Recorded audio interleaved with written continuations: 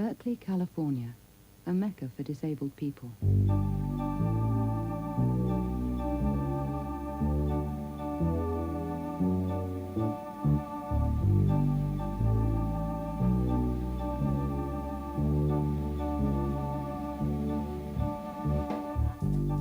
Berkeley is a place where you can be yourself. You don't have to hide your disability. It's one of the few places in the world you can come with any kind of disability and not be stared at. Okay, put me right in the middle. When I got to Berkeley, I felt it was okay to be a blind person, and it was something that, I can almost be proud of. Well, you can be bizarre here and be accepted. And I don't believe that I really came out as a person until I moved to Berkeley. Now, having a disability is part of my reality.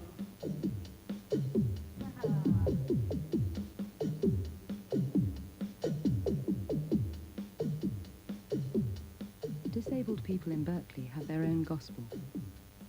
They call it independent living, a belief in self-help and defiance.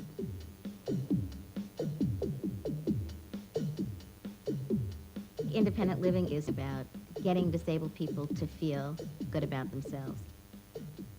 Recognizing that as a disabled individual, you have to begin to say that you're not going to accept second-class citizenship.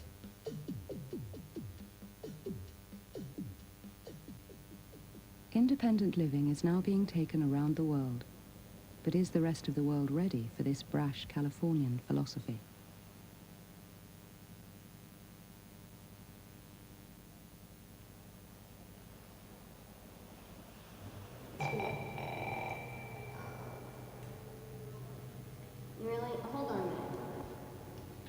The Center for Independent Living is the headquarters of the Berkeley movement.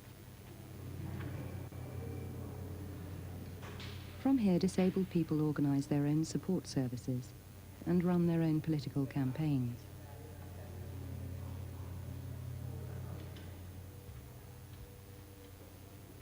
There are 300 other centers for independent living in America, but Berkeley's is the oldest.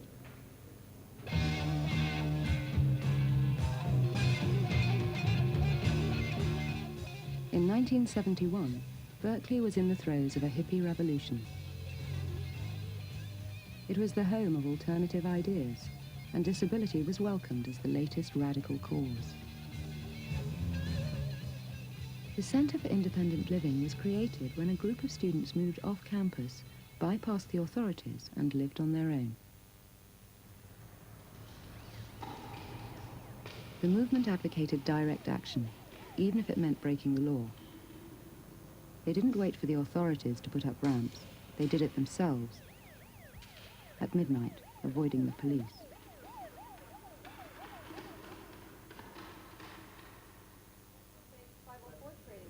That's right, we did that. 21 years on, the movement is throwing a birthday party. It's come of age. We did the youth trainings. The guests are all disabled. They're all pioneers of independent living. Coming home demonstration. Yeah, I remember that. That was a great. You were there. Yeah, I was there. I got locked up with Judy too. So I was picked to train the CSA director. There you Oh, that's right. That's Yeah, right. I mean, if you really think back about what happened in those days, we did some of the most incredible work. We did. I mean, there was like this window of opportunity where we had openings into so many different agencies, and disability was a little bit chic, and we were able to show ourselves and other people that disabled people really could do anything that we wanted to do. The independent living movement first hit the headlines in 1977. Disabled activists occupied San Francisco's federal building.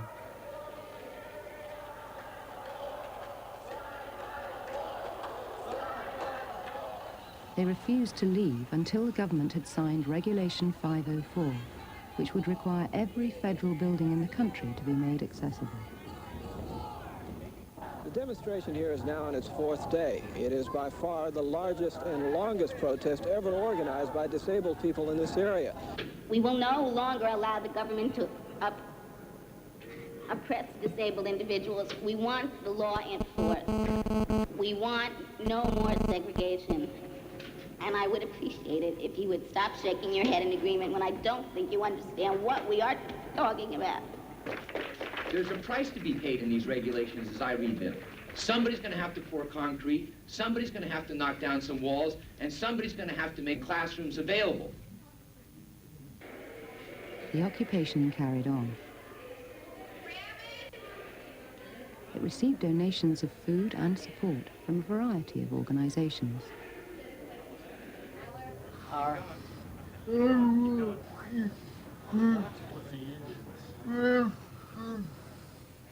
secret weapon Our secret weapon was the Black Panthers. and Lucky's. And Glide Church. Glide Church. And a union? Safeway. Oh, really? It was a unit. Safeway actually came through. No, I thought it was No, it was Safeway. Yeah, showing up and finding all these McDonald's and and different wrappers of various food products, Safeway stuff up there. The Black Panthers held up. After 28 days, the government gave in and signed Regulation 504. It was very exciting to be able to say to the system, screw you. You know, you were wrong and we were right. And we were labeled as the militants. We were labeled as the malcontents. We were labeled as people who were ingrates because we'd gotten so much from the system. And look at where we were and why weren't we appreciative. And it was great to be able to prove them wrong time and time and time again. After the 504 protest, the movement became more ambitious and vocal. For a decade, they lobbied Washington, demanding a civil rights law. Ladies and gentlemen, the President of the United States and Mrs. In 1990, they finally got their way. Congress gave in, and President Bush endorsed the ADA, the Americans with Disabilities Act.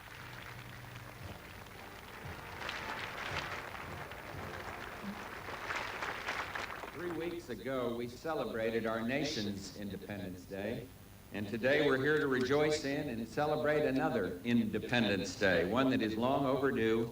And with today's signing of the landmark Americans for Disabilities Act, every man, woman, and child with a disability can now pass through once closed doors into a bright new era of equality, independence, and freedom. Let the shameful wall of exclusion finally come tumbling down. God bless you all. The Act guarantees disabled people access to all public buildings, transport services, and job opportunities.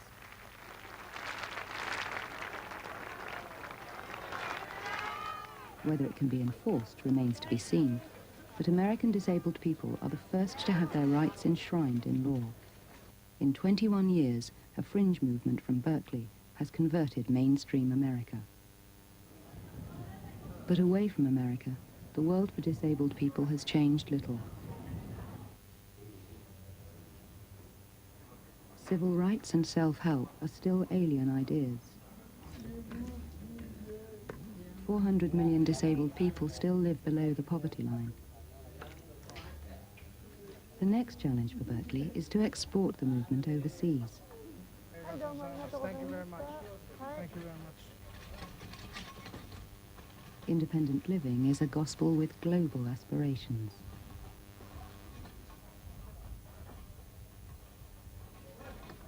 Now we're recognizing that the world is becoming much smaller and that we're working on bringing what we've learned to other parts of the world and also learning from what other people have been developing in their communities and bringing it back here.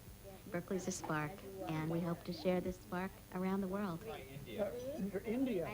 People in India would come up to the streets and they'd take my hand and move my fingers and say, what's wrong with you? And I guess I would have to say that in Mexico, I've been stared at a lot. I was in Cuba, and I don't think I was stared at as much. And in Japan, well, obviously, in Israel. To spread the word, the movement needs its missionaries. People prepared to venture into hostile territory, looking for converts. Me and you did, and Dean Ann Whitmore, and I think Cece might have. CC Weeks, we had a good time. What I People like Ralph Hotchkiss, a wheelchair designer who travels the world helping local disabled people make their own wheelchairs. His latest trip is to the Baltic.